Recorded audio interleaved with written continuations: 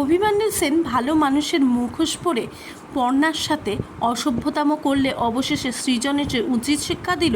বিস্তারিত জানতে সঙ্গেই থাকুন, চ্যানেলটিকে সাবস্ক্রাইব করে রাখুন। সৃজন পর্ণাকে প্রচণ্ড ভালোবাসে, এমনকি পর্ণাও তাকে ভালোবাসে, কিন্তু পর্ণার স্মৃতিশক্তি হারানোর জন্য পর্ণা কিন্তু আবারও জিরো থেকে শুরু হয়েছে। মানে পর্ণার সমস্ত কিছুই কিন্তু অচেনা, সৃজনও অচেনা, কিন্তু সৃজনের সাথে থাকতে থাকতে পর্ণা সত্যি ভালো লাগার একটা জায়গা তৈরি হয়েছে। কিন্তু ওই সুইটি বৌদি যেহেতু সৃজনের জীবনে আছে, তাই পর্ণা অতটা সাহস পাচ্ছে না যে তাদের সম্পর্কর কোনো ব্যাপার বা ফিল করা, সেই সাহসটা আসছে না। এইদিকে পর্ণা প্রথম অফিসে আসে, পর্ণা অফিসে এসে বিভিন্ন লোকের সাথে মিলমিশ হয়, কিন্তু তারপরেই একজন লোকের সাথে মানে ক্যাপ্টেনের সাথে আলাপ হয় পর্ণার, আর সে হলো অভিমন্যু সেন।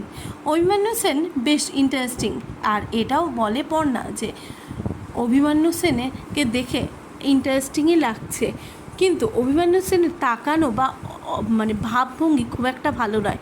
এরপরে অভিমন্যু সেন তার পিএকে ঘরে ডেকে কিন্তু পর্ণাকে তার ঘরে আসতে বলল।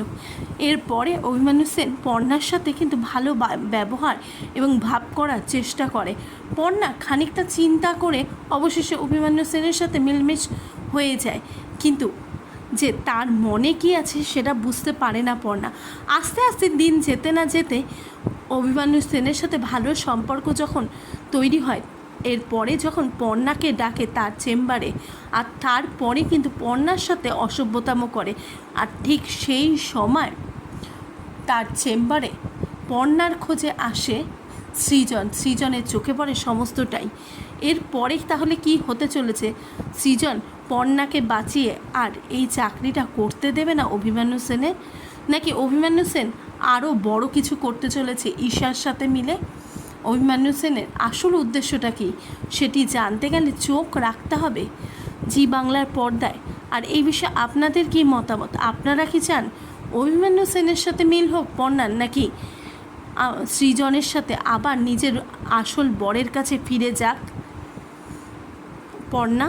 প্লিজ আপনারা আপনাদের মতামত অবশ্যই কমেন্ট বক্সে কমেন্ট করে জানান।